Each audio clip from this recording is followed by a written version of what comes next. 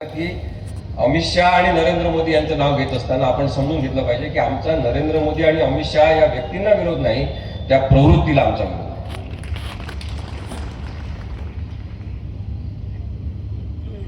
निर्भय बनो ही चळवळ निर्भय नागरिक बनवण्यामध्ये पुढाकार घेत आहे. निर्भय बनो या आदेश देण्यापासून तर निर्भय नागरिक तयार झालेले आहेत हे दाखवल्याचं प्रतीक म्हणून आज 50 सभांच्या वर सभा झालेल्या आहेत. तेव्हा आम्हाला दिसते की अनेक लोक निर्भय नागरिक म्हणून पुढे येण्यासाठी आता तयार आहेत. आणि म्हणून या निर्भय बनो चळवळीचं आता रूपांतर निर्भय नागरिकांमध्ये झालं. सुरुवातीला काही लोक याच्या ऐकायला आज जो प्रचंड पाठिंबा आम्हाला मिळतोय तो आम्हाला मिळालेला पाठिंबा असा आम्ही मुळीच मानत नाही. आम्ही कुणीच नाही, आम्ही सामान्य माणसं आहोत. पण हा राग आहे लोकांना नरेंद्र मोदी आणि अमित शहा सारख्या सगळ्या प्रवृत्तींबद्दलचा.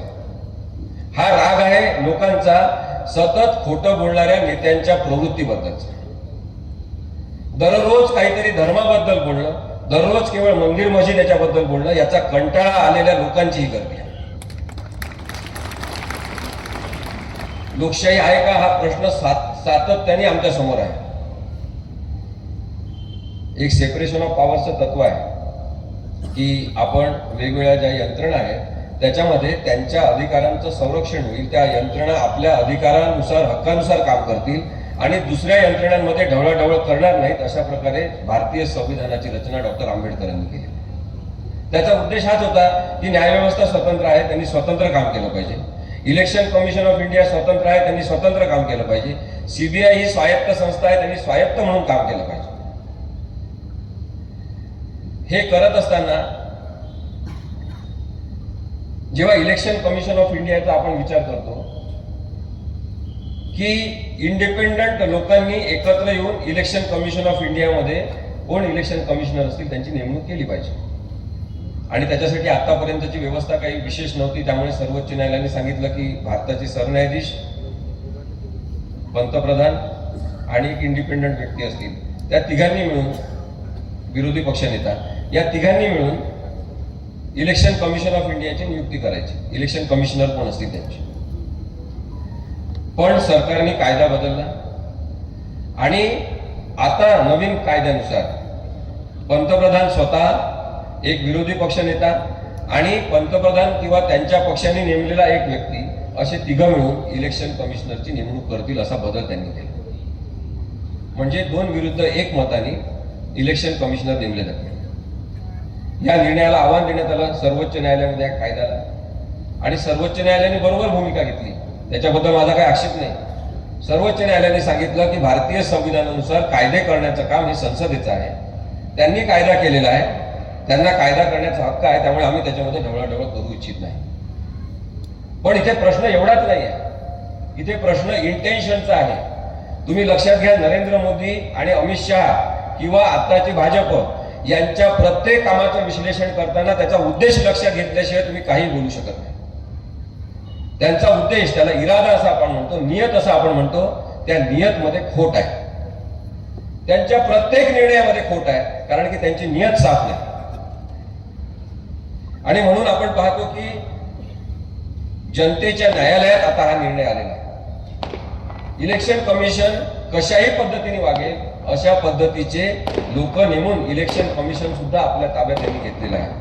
आणि म्हणून निर्णय येताना आपण पाहतो की इलेक्शन कमिशन सांगतात की हे शिवसेनेचा धनुष्यबाण एकनाथ शिंदेला, शिवसेना पक्ष एकनाथ शिंदेला, आणि तशाच पद्धतीने शरद पवार साहेबांनी स्थापन केलेला पक्ष अजितदादांना, घड्याळ अजितदादांना.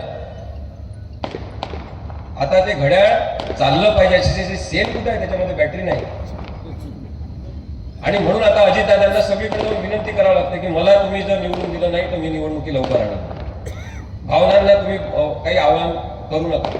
अशा पद्धतीने अजितदादा आता रणकुंडीला आलेले आहेत इतक्या लवकरच. कारण की बेमानीने पक्ष हिसकावून घेणे ही पद्धत जी रूढ होत आहे, ती रूढ करण्यामध्ये ज्या ज्या लोकांचा सहभाग आहे ते सगळेजण संविधानाचे दोषी आहेत असं माझं स्पष्ट मत.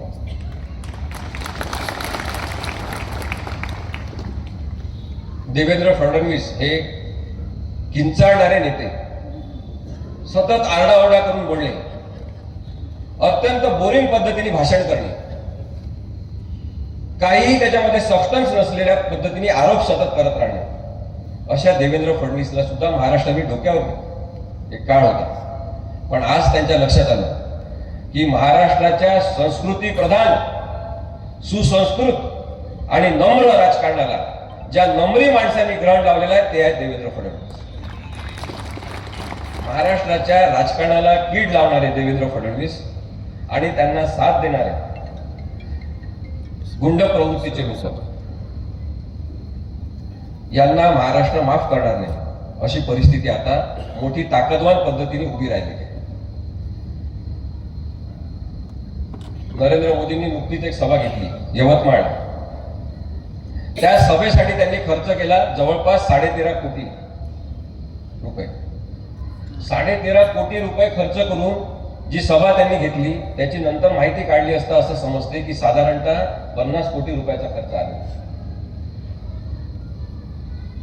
छत्रपती शिवाजी महाराजांच्या नावाने ओळखल्या जाणाऱ्या या महाराष्ट्रातल्या सगळ्या जनतेने समजून घेतलं पाहिजे की छत्रपती शिवाजी महाराज जाणता राजा का होते.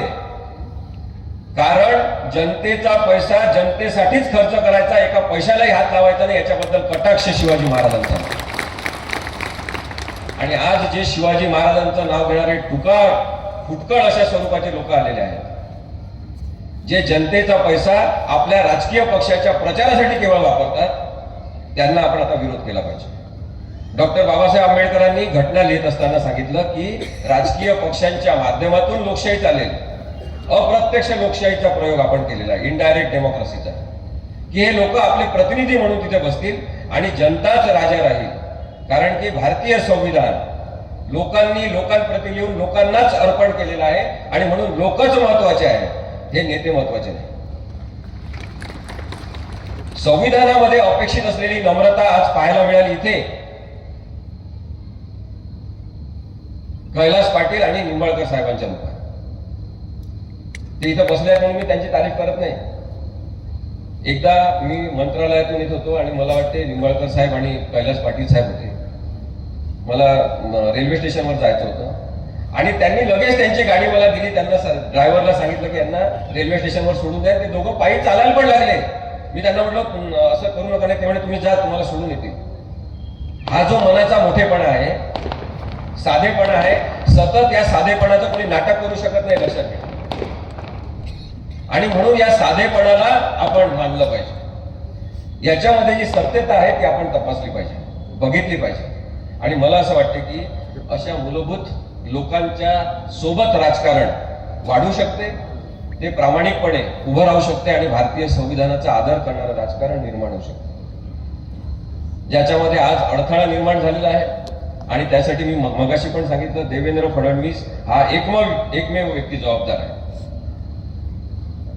यवतमाळच्या सभेला जेव्हा 13.5-15 कोटी रुपये खर्च होतात आणि प्रत्यक्ष मात्र 50 कोटी खर्च होतात, तेव्हा मी जे आपल्याला सांगत होतो छत्रपती शिवाजी महाराजांचं उदाहरण देऊ की छत्रपती शिवाजी महाराज जर आज असते तर त्यांनी नरेंद्र मोदींचा कडेलोट केला असता.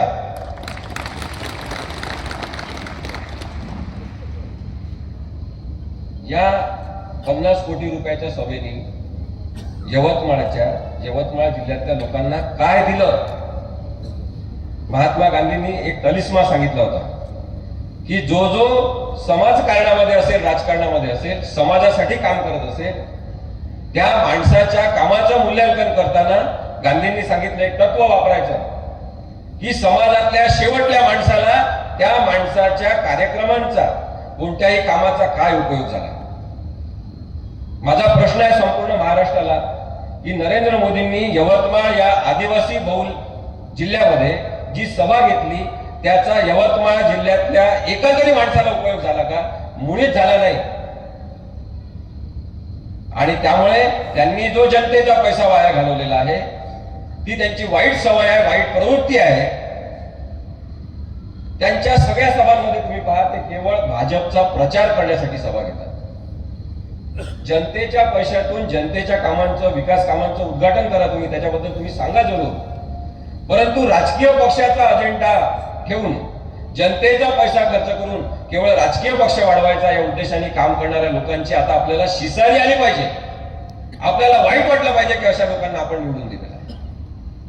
आणि म्हणून मला असं वाटतं की जे मूलभूत प्रश्न आहेत त्यांच्याबद्दल बोलणारे लोक हे महत्वाचे मानले पाहिजे. मी काही खूप वेगळ्या गोष्टी, महत्वाच्या गोष्टी आपल्यासमोर मांडणार आहे. बीजेपीने जो घोडाबाजार भारतामध्ये, महाराष्ट्रामध्ये सुरू केलेला विशेषतः, याला कारण आहे की 400 पार असं जरी यांची घोषणा असली तरी आतून घाबरलेले आहेत. यांचं सरकार आता येऊ शकणार नाही हे यांना माहीत झालेलं आहे. बिहार, कर्नाटक, पश्चिम बंगाल आणि महाराष्ट्रावर यांचं लक्ष आहे. आणि ते लक्ष याच्यासाठी आहे की इथले प्रादेशिक पक्ष स्ट्रॉंग आहेत या चारही राज्यांमध्ये.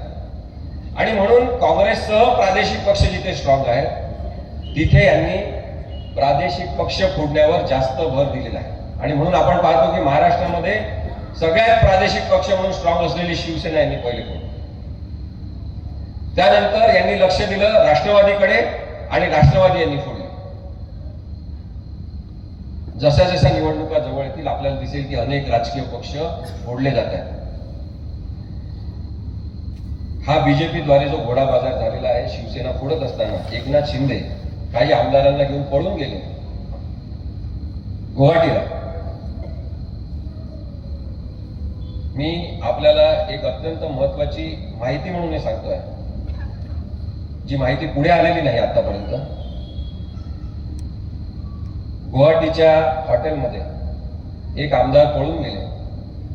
8 किलोमीटर गेल्यावर त्यांना पकडून आणण्यात आलं. त्यांना त्या गुवाहाटीच्या हॉटेलमध्ये प्रचंड मारहाण करण्यात आली. त्यानंतर आणखी एका आमदाराला मारहाण करण्यात आली. त्या 2 आमदारांना कोणी मारहाण केली हा प्रश्न पत्रकारांसाठी शोधावं त्यांनी. गुवाहाटीमध्ये ज्या हॉटेलमध्ये थांबले होते तेव्हा कोणालाही, इतर ग्राहकांना, इतर कस्टमरला तिथे परवानगी नव्हती. परंतु स्पाइस जेट आणि इंडिगो या 2 एअर कंपन्यांनी आपले काही रूम्स बुक केलेल्या होत्या आधीपासून. त्यांच्याशी त्यांचा वर्षाचा कॉन्ट्रॅक्ट झालेला होता, जिथे वरच्या मजल्यावर काही एअर होस्टेसेस राहत होत्या.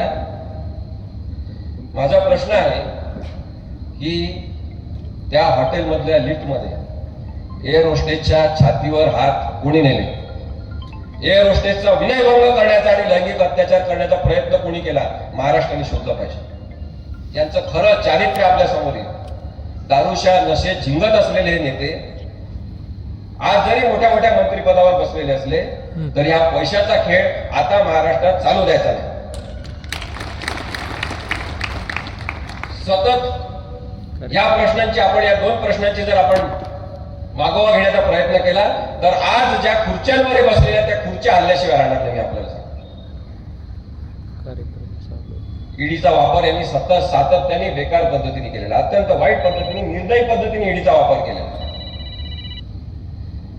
कन्व्हिक्शन रेट आपण पहा, आम्ही तो प्रत्येक सभेमध्ये सांगत असतो 0.05% एवढाच कन्व्हिक्शन रेट ईडीच्या केसेसचा आहे. मी तर आपल्याला ईडीच्या केसेसच्या अनेक उदाहरणं देऊ शकेन. काही केसेस मी स्वतः हाताळलेल्या असल्यामुळे. सीबीआयच्या 95% केसेस या केवळ विरोधी पक्ष नेत्यांवर झालेल्या आहेत. जी यंत्रणा यांना मिळेल त्याचा दबाव निर्माण करून यांनी राजकारण जे निर्माण करण्याचा प्रयत्न केलेला आहे ते नासलेलं राजकारण. आणि त्याचे बळी महाराष्ट्रातले 2 नावं मी सांगतो, अनेक जण आहेत. Anil Deshmukh,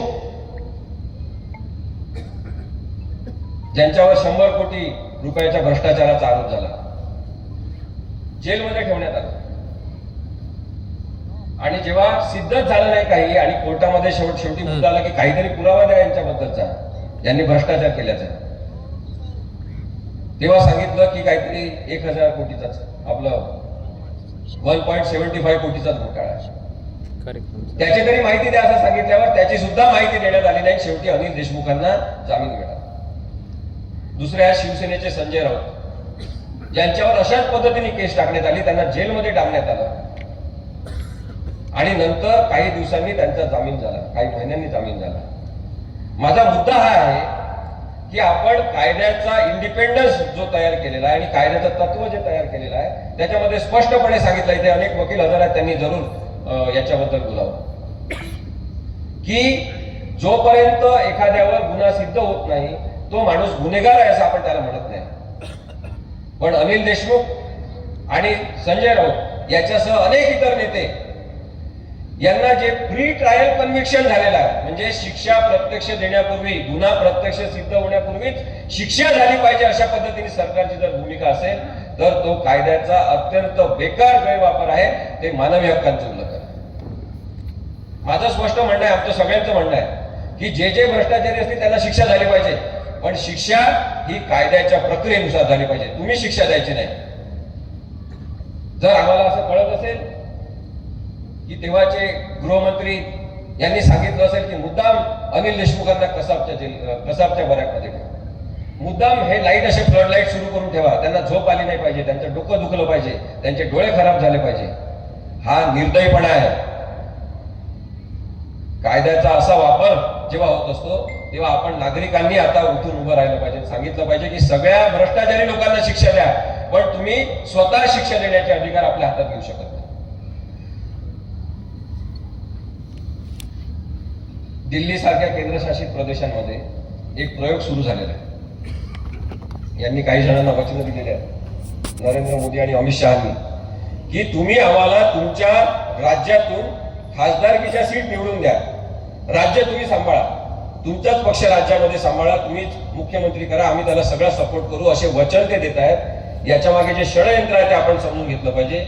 separation of powers जे तत्व मगाशी मी सांगितलं आपल्याला, ते भ्रष्ट करण्याचा सातत्याने यांचा प्रयत्न सुरू आहे. जो दिल्लीमध्ये यांनी प्रयोग करून बघितलेला आहे की नायब राज्यपाल तिथले जे असतात त्यांचे अधिकार यांनी वाढवून टाकले, कारण की अरविंद केजरीवाल शिक्षण, आरोग्य, महागाई या प्रश्नावर झपाट्याने काम करायला लागले, तर यांनी नायब राज्यपालांचे अधिकार वाढवून टाकले. त्याला आव्हान देण्यात आलं आणि ते आव्हान सुप्रीम कोर्टाने ऐकून घेतलं नाही दुर्दैवाने, आणि नायब राज्यपालांचे अधिकार हे जास्तीचे वाढीव स्वरूपात आज आपल्याला दिसतात. याचाच अर्थ तुम्ही मुख्यमंत्री कोणी व्हा, आम्ही राज्यपालांच्या किंवा नायब राज्यपालांच्या तर्फे आमचं राज्य चालू.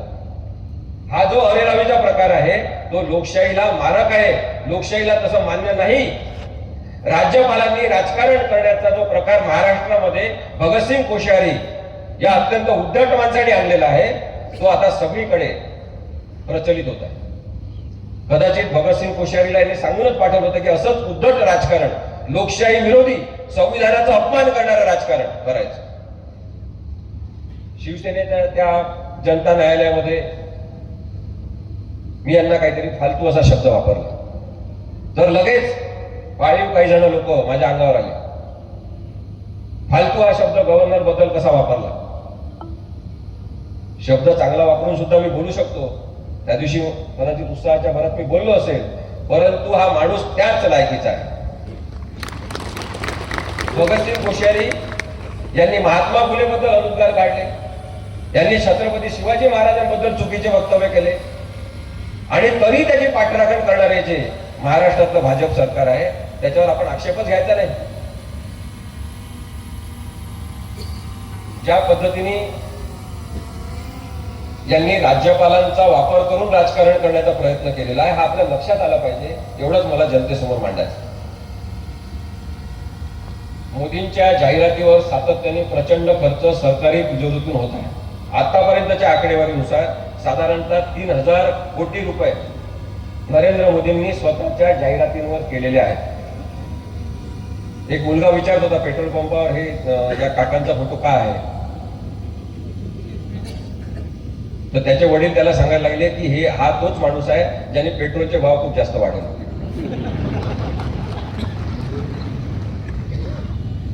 आपल्याला मोदींची प्रवृत्ती समजून घेतली पाहिजे.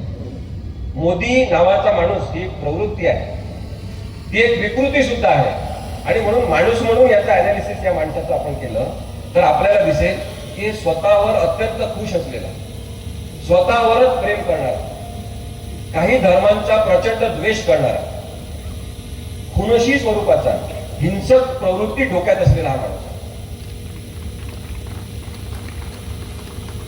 आणि त्यामुळे जाहिरातीतून हे सतत पुढे येण्याचा प्रयत्न करतात, कारण की यांना झोप लागत नाही. यांना असं वाटतं की मी आज काहीतरी केलं नाही तर मला लोक विसरून जातील, माझा दबदबा कमी होऊन जाईल. ज्या ज्या राजकीय नेत्यांना असं वाटते ते खरं तर अत्यंत टुकार दर्जाचे लोक असतात. मगाशी मी खासदार साहेबांशी बोलत होतो, ते सांगत होते की किती शांतपणे ते झोपतात. महाराष्ट्रात आम्ही तर सगळीकडे सांगतो साहेब की आपल्याला आता जसं नरेंद्र मोदी सांगतात की मी दिवस रात्र लोकांसाठी काम करतो, मी झोपतच नाही, कमीत कमी झोपतो. माझं स्पष्ट म्हणणं आहे आमच्या या मंचावरून की यानंतर निवड करताना नैसर्गिकपणे रात्री झोपणारा नेता निवडा. जो पूर्ण वेळ झोपत नाही त्याचं मानसिक संतुलन बिघडतं, तो माणूस चिडचिडा होतो, तो माणूस हिंसक होतो, तो माणूस रागीट होतो, कारण त्याची झोप झालेली नसते. नरेंद्र मोदींना पत्र लिहा सगळ्या जनतेने की तुम्ही झोपत जा, काही गरज नाही एवढं काम करण्याची. आणि जे काही काम केलंय ते आम्ही पाहिलेलं आहे 10 वर्षात. तुम्ही चुकीचंच काम करता कारण की तुम्ही झोपले नाही. आता आपल्याला ते झोपत आहे. लोकशाहीला झोपत असलेल्या या माणसाला आता घरी पाठवा. जाहिराती माध्यमांना दिल्या जातात खूप मोठ्या प्रमाणामध्ये, कारण की जाहिराती देणं आणि जाहिराती देऊन माध्यमांवर दबाव आणणं हे तंत्र आहे.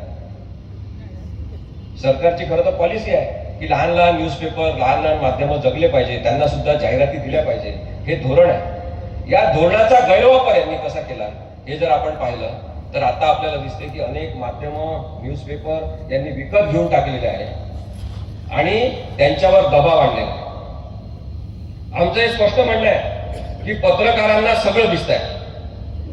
ग्रामीण भागातले पत्रकार, जिल्हा पातळीवरचे पत्रकार सगळं बघत आहेत, त्यांना सगळं समजते, कारण की लोकांशी प्रत्यक्ष भेटणारा हा घटक आहे पत्रकार.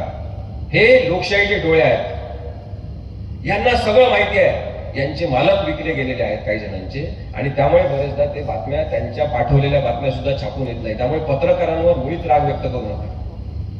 राग व्यक्त करायचा असेल तर नरेंद्र मोदी आणि अमित शहा या प्रवृत्तीवर करा, ज्यांनी लोकशाहीचा हा चौथा स्तंभ माध्यम आणि पत्रकारिता खिळखिळे करून टाकलेला.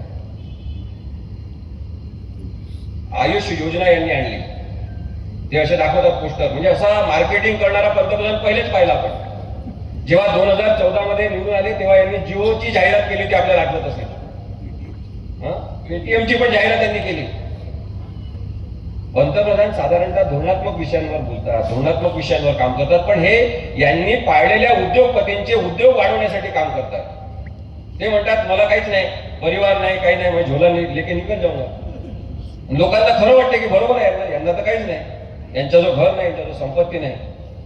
राहुल गांधी सांगतात हे 100% बरोबर आहे, अदानीची सगळी संपत्ती मोदींची आहे आणि ती भ्रष्टाचारातून जमवलेली आहे. साधं विमानतळाचं तुम्ही उदाहरण घ्या.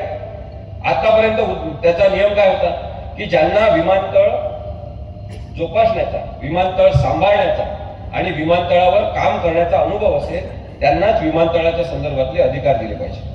यांनी ती अट काढून टाकली आणि मुंबईचं विमानतळ अदानीला देऊन टाकलं. अनेक विमानतळ आज अदानीला देऊन टाकलेले आहे. रेल्वे स्टेशन विकणं सुरू केलेलं आहे.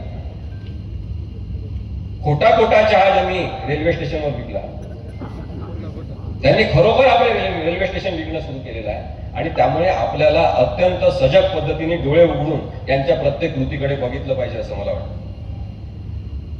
आयुष योजनेमध्ये जवळपास ते म्हणतात 3400 3500 काहीतरी पेशंट आम्ही त्यांना पैसे दिले, तपासलं, इलाज केला. महाराष्ट्रामध्ये माझ्याकडे स्वतः केसेस आहेत. आता आम्ही केसेस काही ड्राफ्ट करतोय. कोविडच्या काळात झालेल्या भ्रष्टाचाराच्या, लस कशा प्रकारे ज्या मोफत वाटायच्या त्या विकलेल्या आहेत त्याच्याबद्दल केसेस आम्ही औरंगाबाद हायकोर्टात दाखल करतो. पण मला सांगायचा मुद्दा हा आहे की मेलेल्या पेशंटवर खर्च दाखवून जवळपास यांनी करोडो रुपये हे आपापल्या पक्षाच्या काही संस्था संघटनांना दिलेले आहेत. आणि कधीतरी याचा हिशोब चुकवावा लागेल. म्हणजे आपण म्हणतो ना मराठीमध्ये, मढ्यावरच्या काय दारूचा लोणी खाणारे 400 पार वगैरे असा यांनी नारा दिलेला आहे, कारण की घाबरलेले आहे. यांना माहिती आहे यांचे लोक एवढे निवडून येऊ शकत नाही. मोदींच्या नावावर निवडणूक लढवणे हाच आता यांच्यासाठी शाप ठरणार आहे. मी आपल्याला जेवढा 3,000 कोटी रुपयाचा यांनी जाहिरातीवर नरेंद्र मोदींच्या खर्च केलेला आहे, अजूनही नरेंद्र मोदींच्या चेहऱ्यावर ते निवडणूक लढवू इच्छितात. लोक आता नरेंद्र मोदींचा चेहरा आणि ते अमित शहाचं तोतडं बोलणं पाहून कंटाळलेलं आहे. मोदींचीच प्रतिमा आता यांच्या अंगावर येणार आहे आणि नरेंद्र मोदींना जेवढे दाखवतील तेवढे लोक आता यांना रिजेक्ट करणार आहेत. त्यामुळे धोका यांनी पत्करलेला आहे नरेंद्र मोदींचा चेहरा मोठा करून सातत्याने, आणि त्याचं मोठं पाप यांच्या माथी आता लागणार आहे. पराभव सुद्धा यांना डोकेदुखी म्हणून सहन करावा लागू शकतो. म्हणून आपल्याला एक लक्षात घ्यायला पाहिजे की भाजपचे प्रशंसक असलेले, नरेंद्र मोदींचे भक्त असलेले, जे नरेंद्र मोदींबद्दल काहीच विश्लेषण केलं तरी ऐकून घेऊ शकत नाही, अगदी आपल्याला मारहाण करण्यासाठी येऊ शकतात, अशा लोकांच्या नादी लागू नका.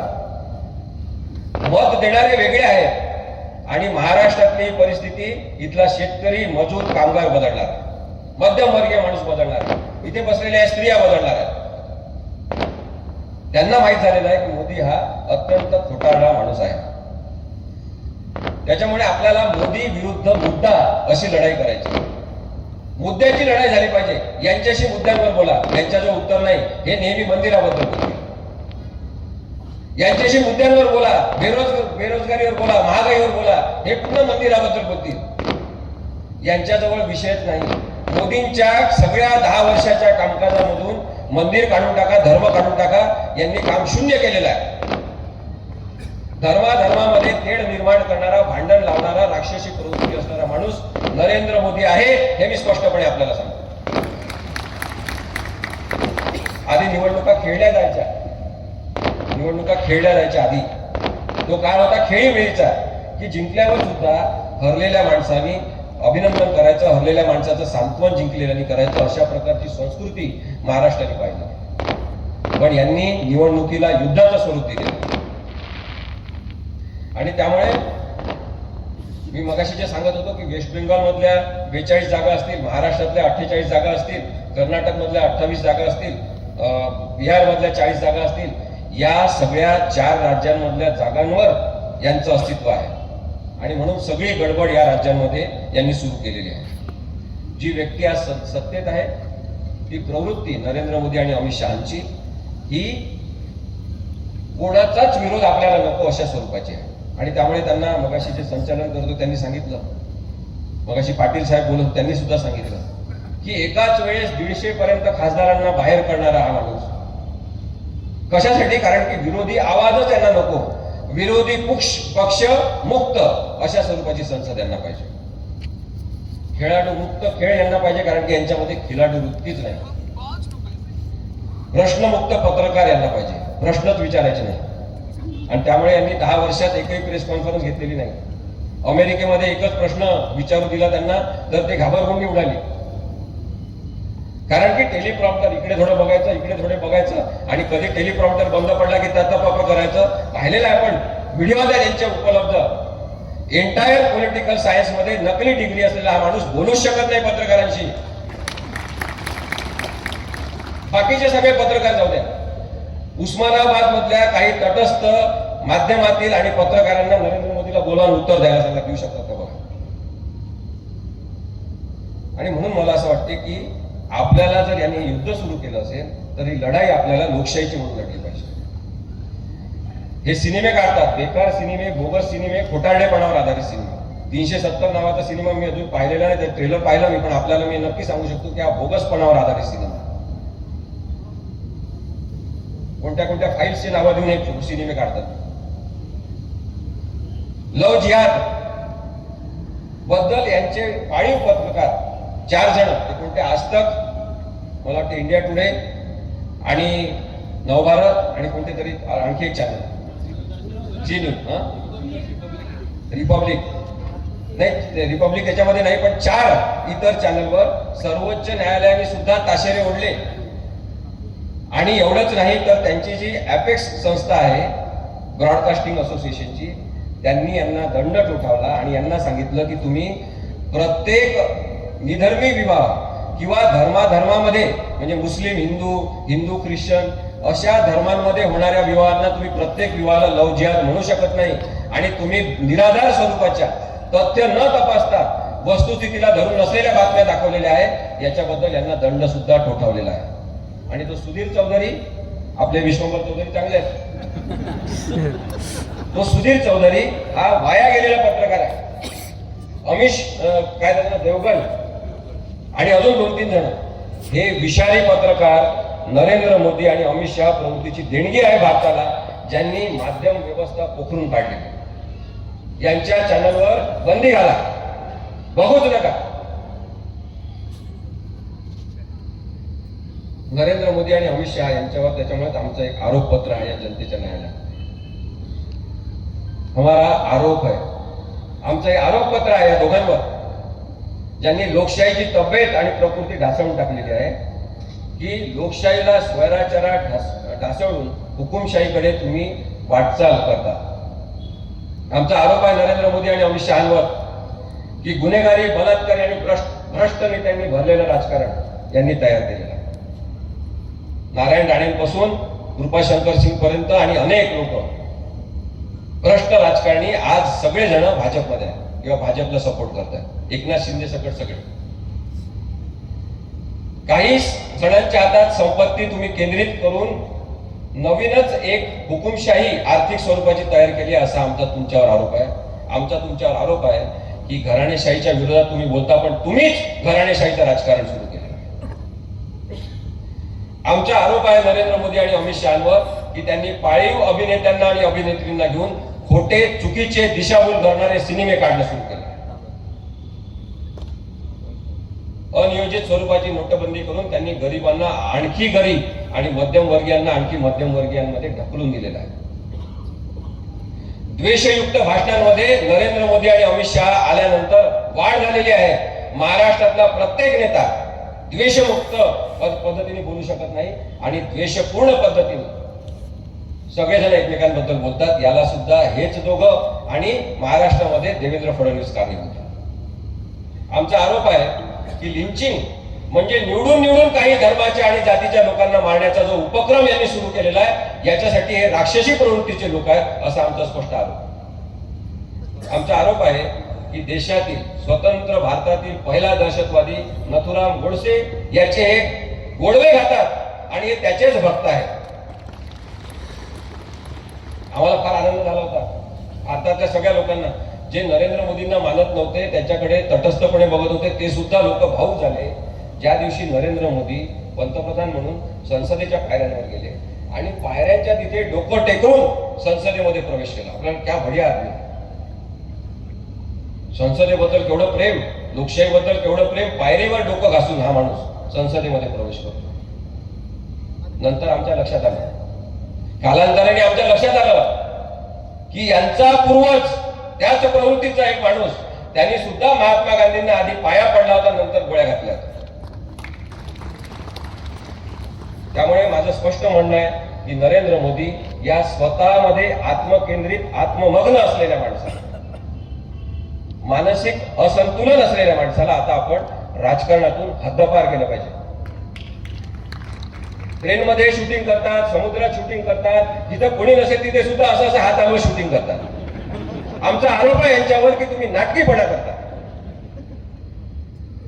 महिला कुस्तीपटूंचा तुम्ही अपमान केला, स्त्रीबद्दल तुमची संवेदनशीलता शून्य आहे असा आमचा तुमच्या दोघांवरही आरोप आहे.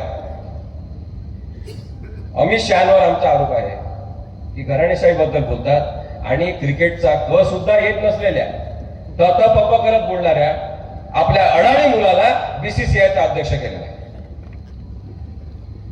शेतकरी आंदोलनाला यांनी देशद्रोही ठरवलं आणि अनेक शेतकऱ्यांच्या हत्या करण्यासाठी नरेंद्र मोदी आणि अमित शहा जबाबदार आहेत. वाईट प्रकारचे कृषी कायदे यांनी आणले. जेव्हा शेतकऱ्यांचं आंदोलन झालं, त्यांनी मागण्या केल्या की बदला हे सगळं, तरी त्यांनी बदललं नाही आणि शेवटी 700 जवळपास शेतकऱ्यांच्या मृत्यूनंतर हे कृषी कायदे यांनी परत घेतले. अत्यंत बेजबाबदार वर्तन आहे. भगवान श्रीरामाचं अपहरण करून जणू काही भगवान श्रीरामाची आपण खरेदीच केलेली आहे अशा थाटात वावरणं हा तुमचा गुन्हा आहे असा तुमच्यावर आरोप आहे. भगवान राम हा सगळ्यांचा आहे, हिंदूंचा आहे, मुस्लिमांचा आहे, भारतातील प्रत्येकाचा आहे. पण जो अत्यंत साधेपणाने आम्ही रामराम करत पुढे जायचो, हिंदू मुस्लिम कोणी असो तो, त्यांना तुम्ही जय श्रीराम अशी घोषणा देऊन जे धार्मिकीकरण आणि विद्रुपीकरण त्याचं केलंय त्याला आमचा विरोध आहे. माध्यमांशी तुम्ही शून्य संवाद केलेला आहे. सातत्याने जनतेसमोर तुम्ही खोटं बोललेले आहे. ते खोटे कोणते बोलले आता मी ते पुन्हा सांगत नाही. विश्वंभर चौधरी माझे मित्र त्याच्याबद्दल बोलतील. संदेश खाली हा वेस्ट बेंगॉल मधला भाग आहे जिथे स्त्रियांवर अत्याचार झाले. जमिनी विकत पाहिजे, काही जणांना जमिनी उद्योगासाठी पाहिजे आणि त्या जमिनी का देत नाही म्हणून तिथल्या स्त्रियांवर तिथल्या सरकारच्या काही लोकांनी अत्याचार केला असा त्यांच्यावर आरोप आहे. आम्हाला ते विचारतात तिथे संघाचे लोक, भाजपचे लोक आणि त्यांच्या सगळ्या पिल्लावळीचे लोक की निर्भय होण्याची सभा तिथे वेस्ट बेंगॉलमध्ये जाऊन का घेत नाही, कारण त्यांना असं वाटतं की आम्ही कम्युनिस्ट आहे. जिथे जिथे स्त्रियांवर अन्याय अत्याचार होत असेल त्याचा सगळ्यांनी निषेध केला पाहिजे. कोणत्या राज्यामध्ये ते झालं, कोणी ते केलं हा प्रश्नच नाही. संदेश खालीमध्ये जो स्त्रियांवर अत्याचार होता त्याचा आम्ही निषेधच करतो. आम्ही सगळ्यात चांगल्या विचारधारा मानतो. पण मग त्याच्याबद्दल का बोलत नाही, तिथे जाऊन का बोलत नाही, असे विचारणाऱ्यांना सुद्धा आमचा प्रश्न आहे की तुम्ही मोदींना कधी बोलताना पाहिलाय का मणिपूरबद्दल? मोदींना कधी बोलताना पाहिलाय का महागाईबद्दल? मोदींना कधी पाहिलाय का काळा पैसा, भ्रष्टाचार आणि त्यांच्याच पक्षामध्ये असलेल्या भ्रष्टाचारी लोकांबद्दल? मोदींना तुम्ही कधी बोलताना पाहिलाय का महिला अत्याचाराबद्दल, शेतकऱ्यांवर होणाऱ्या अन्यायाबद्दल, शेतकऱ्यांच्या सतत वाढणाऱ्या उत्पादन खर्चाबद्दल आणि तरी त्यांच्या उत्पादन मालाला किंमत नसल्याबद्दल? तुम्ही कधी बोललेले आहे का पेट्रोल आणि डिझेलच्या भाववाढीबद्दल? आम्ही सगळं काय बोलायचं? आम्ही लोकशाहीबद्दल बोलतोय, याचा तुम्हाला त्रास होतो आणि म्हणून तुम्ही पुण्यामध्ये आमच्यावर हमला करता. हल्ला घडून आणल्यावर सुद्धा ट्विटरवर ते टाकता की आम्ही करून दाखवलं. आमच्या पक्षाबद्दल बोलणाऱ्या लोकांना आम्ही जिवंत राहू देणार नाही अशा स्वरूपाची भाषा तुम्ही वापरता. हा असंस्कृतपणा जो महाराष्ट्रामध्ये रुजलेला आहे तो गृहमंत्र्यांनी आशीर्वाद दिल्याशिवाय राहू शकत नाही. आमची कार फोडली, त्याच्यामधून रॉड टाकण्याचा प्रयत्न केला, जखमी करण्याचा प्रयत्न केला, दगड टाकले, ते पेवर ब्लॉक गाडीवर टाकले, तरी सुद्धा पुण्याचे पोलीस आयुक्त 307 नुसार गुन्हा नोंदवत नाही. आणि यांच्या मंत्रिमंडळातले एक मंत्री उदय सामंत यांच्या गाडीवर कुणीतरी चप्पल फेकून मारली तर लगेच 307चा गुन्हा दाखल. प्रश्न हा कायद्याच्या चुकीच्या वापराबद्दल तसा आहे, तसा सिलेक्टिव्ह पद्धतीने, निवडक पद्धतीने कायद्याचा वापर करण्याबद्दल आहे. आणि म्हणून पोलीस आयुक्तांपासून सगळेजण जर असे डोळे बंद करून राहिले असतील आणि त्यांना मुद्दाम काळा चष्मा घातला असेल देवेंद्र फडणवीस यांनी की तुम्ही हे बघायचं नाही हेच बघायचं, तर त्याला सुद्धा आमचा विरोध आहे. निवडणुका या फ्री आणि फेअर पद्धतीने झाल्या पाहिजे याच्यावर आमचा भर आहे. पण इलेक्शन वोटिंग मशीन हे निर्दोष आहे असं सर्वोच्च न्यायालयाचं म्हणणं आहे. त्यामुळे आपल्याला इलेक्ट्रॉनिक वोटिंग मशीनवरच मत द्यावं लागेल. आणि म्हणून खूप मोठ्या संख्येने जे महाविकास आघाडीला सपोर्ट करणारे लोक आहेत त्यांनी बाहेर आलं पाहिजे, मतदान केलं पाहिजे. यांनी किती मतं बदलायचे याच्याबद्दलचा अंदाजच त्यांना येणार नाही, एवढ्या मोठ्या प्रमाणात आपण मतदान केलं पाहिजे. इलेक्ट्रॉनिक वोटिंग मशीन बद्दलच्या शंका आहेत त्या कायम राहतील, दूर होत नाही तोपर्यंत. आम्ही सुप्रीम कोर्टामध्ये केस दाखल केली आहे, त्याच्यामध्ये आमची मागणी आहे की व्हीव्हीपॅट जे आहे त्याच्यावर मतदान करणाऱ्याचं नाव, त्यांनी कोणत्या चिन्हाला मत केलं ते आणि त्याचबरोबर तारीख आणि वेळ आली पाहिजे. सध्या त्याच्यामध्ये तारीख आणि वेळ येत नाही आणि त्यामुळे तिथे थोडासा गडबड घोटाळा करण्याचा संभव आहे. आणि म्हणून आम्ही म्हणतो की पारदर्शकता पूर्ण आणली पाहिजे. खरं तर 2013 मध्ये सर्वोच्च न्यायालयाने निकाल दिला की ईव्हीएम मशीन अपग्रेड करा, आधुनिकीकरण याचं करा, पण नरेंद्र मोदी मुद्दामून आधुनिकीकरण होऊ देत नाही. इलेक्शन कमिशन ऑफ इंडिया याच्याबद्दल काही बोलत नाही. आता दुसरा मुद्दा याच्यातला एक महत्वाचा आहे की ईव्हीएम मशीन तयार करणारी BEL नावाची जी कंपनी आहे, भारत इलेक्ट्रॉनिक्स लिमिटेड, या भारत इलेक्ट्रॉनिक्स लिमिटेड मधले 4 संचालक हे भाजपचे सदस्य आहेत. आणि म्हणून सुद्धा आपल्या शंका या महत्वाच्या आहेत. तरी सुद्धा इलेक्शन वोटिंग मशीनला सध्या पर्याय नसल्यामुळे आपण त्याच्यावरच मोठ्या संख्येने जाऊन मतदान करायचं आणि ही परिस्थिती आपण बदलून आणायची असं मला वाटतं. 19 लाख ईव्हीएम सध्या चोरी गेलेले आहे. त्याचा कुठे गैरवापर होणार आहे, काय करणार आहे आपल्याला माहिती नाही. इलेक्शन कमिशन त्याच्याबद्दल काही करताना आपल्याला दिसत नाही. शेवटचे मुद्दे 2 माझे आहेत, ते मी मांडतो आणि थांबतो. एक म्हणजे ही जी प्रवृत्ती आहे याचा आपण अभ्यास केला तर आपल्याला इतिहासातल्या काही हुकुमशाहींशी यांचं नातं आहे की काय असं वाटतं. हिटलर एक माणूस होता जर्मनीमध्ये ज्यांनी अत्यंत वाईट पद्धतीने राजकारण असंच हिंसक पद्धतीने एका विशिष्ट धर्म जाती किंवा वंशाच्या विरुद्ध विद्वेष पसरून राजकारण त्यांनी प्रस्थापित केलं आणि त्या अनेक लोकांना इतर वंशाच्या अनेक लोकांना मारून टाकलं गॅस चेंबरमध्ये टाकलं. हिटलरच्या बाबत काही गोष्टी आपण जाणून घेतल्या तर आपल्या लक्षात येईल की हिटलरचं लग्न झालेलं नव्हतं असं तो सांगत होता. त्याचं लग्न झालं होतं पण तो एकटाच आहे असं सांगत आहे. काही विशिष्ट धर्माचे लोक आपले शत्रू आहेत असं तो सांगायचा. हिटलरला जे पाठिंबा देत होते ते हिटलरचं विश्लेषण किंवा हिटलरवर टीका मुळीच सहन करत नव्हते, त्यांच्या अंगावर जायचे.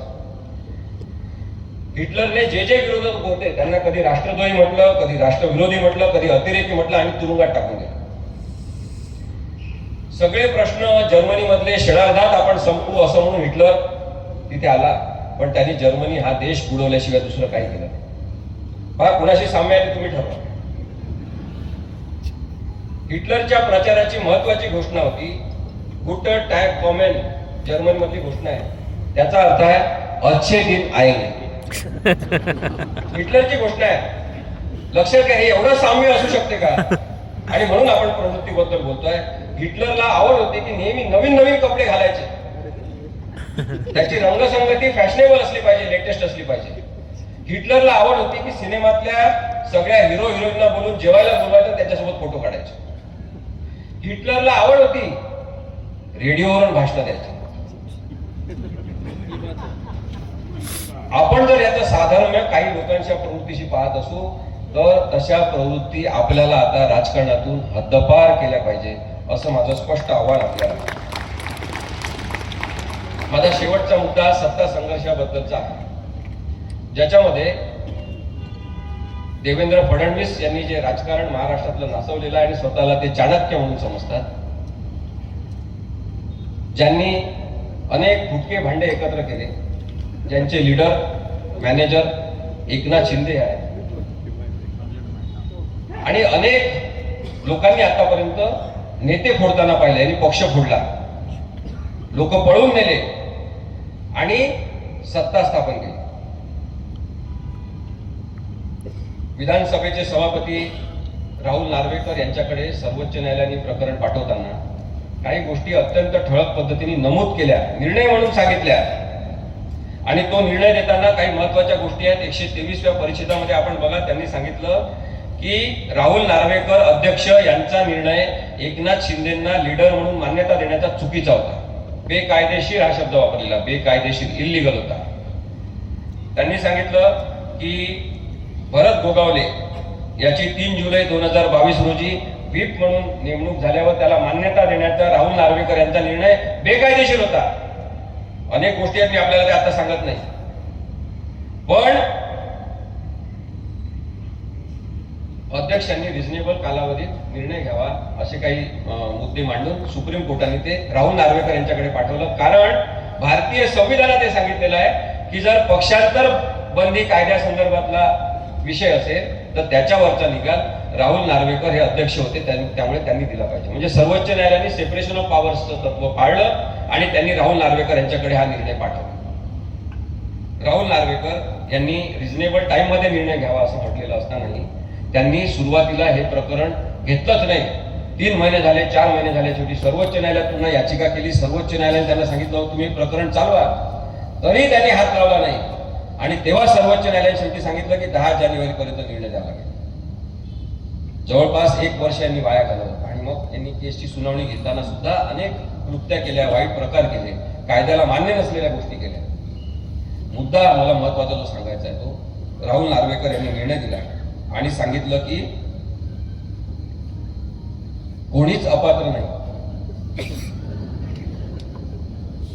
शिवसेना ज्यांनी फोडली ते एकनाथ शिंदे आणि त्यांच्या सोबत पळून गेलेले पळकुटे सुद्धा अपात्र नाही आणि उद्धव साहेब ठाकरे यांच्यासोबत जे राहिले ते सुद्धा अपात्र नाही. कारण काय दिलं यांनी?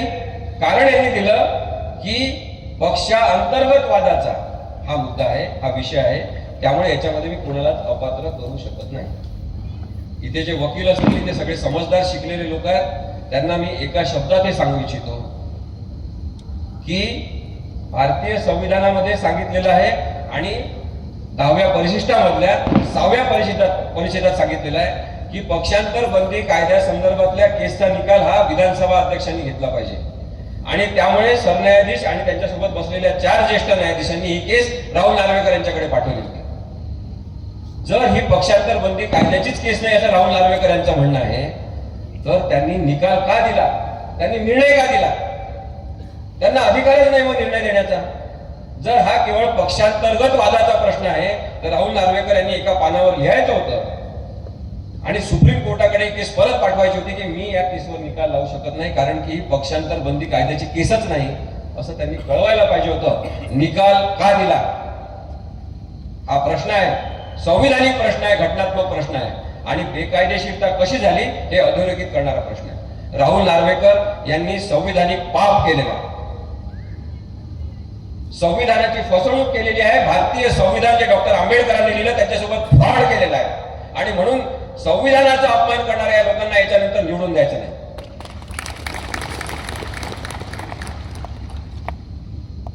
द्वेषपूर्ण विधान करणारे हे प्रवृत्ती जे आहे त्यांनी संविधान समजून घेतलं नाही, कारण की यांना संविधानाला यांचा आधीपासूनच विरोध होता. जेव्हा संविधान स्वीकारलं आपण भारताचं म्हणून तेव्हा यांचा राष्ट्रध्वजाला विरोध होता, राष्ट्रगीताला विरोध होता आणि यांचा संविधानाला सुद्धा विरोध होता.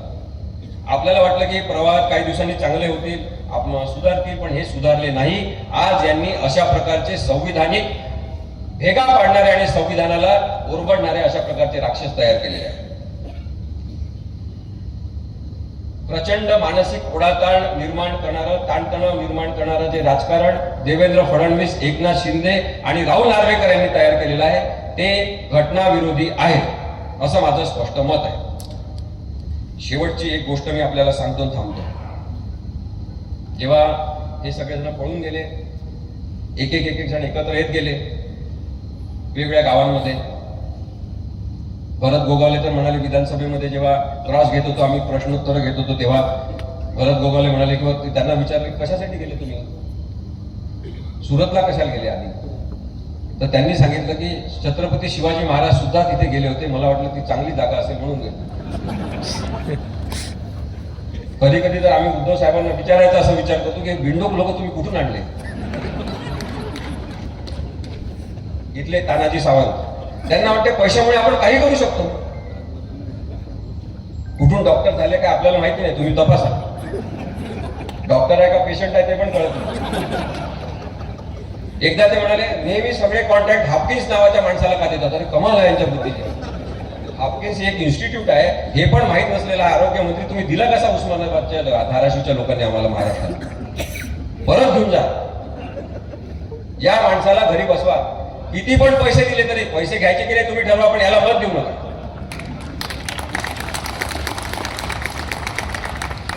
जेव्हा या सगळ्यांना पळून नेण्यात आलं फूस लावून दबावानी आणि मग परत हे मुंबईत येत होते, तेव्हा एका महाराष्ट्रातल्या ज्येष्ठ नेत्यांनी, काही त्यांचं नाव घेत नाही, अनुभवी नेत्यांनी उद्धव साहेबांना सल्ला दिला होता की नितीन देशमुख हे त्यांच्या तावडीतून पळून आले होते.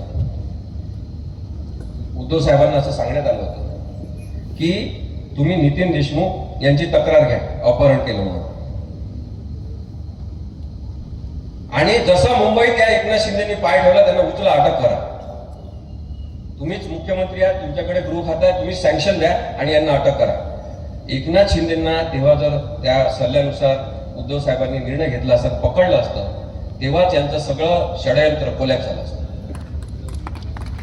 पण उद्धव साहेब हे माणुसकी प्रधान व्यक्ती आहेत असं आम्हाला वाटते, दिसते आम्हाला. ते राजकारणामध्ये जी एक अशी पालकत्वाची भूमिका आहे ती घेणारे लोक नसताना हा माणूस अत्यंत साधेपणाने जगण्याचा प्रयत्न करतो.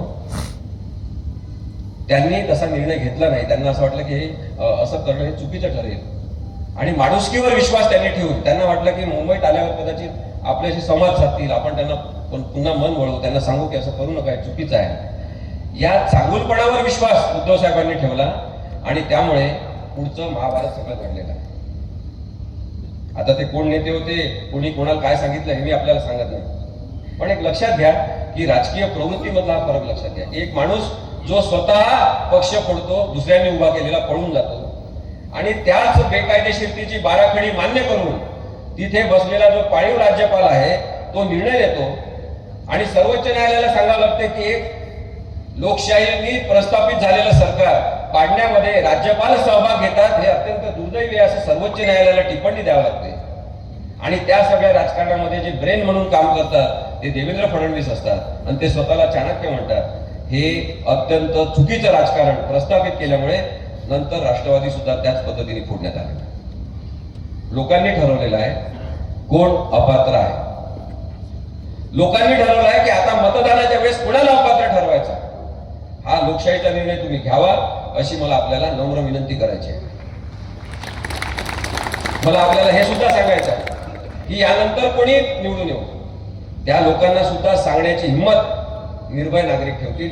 निर्भय बनू ही चळवळ निर्भय बनू नागरिक म्हणून सुरूच राहील, कारण की कोणी येऊ त्यांना सांगण्याचा हक्क जनतेचा आहे.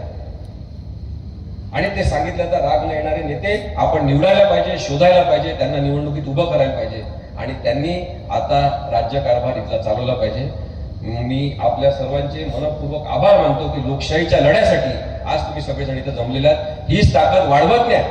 सगळ्यांना सांगा की जो चोर आहे त्याला प्रश्न विचारायचे, जो चोर आहे त्याला निवडणुकीत निवडून येऊ द्यायचं नाही. धन्यवाद.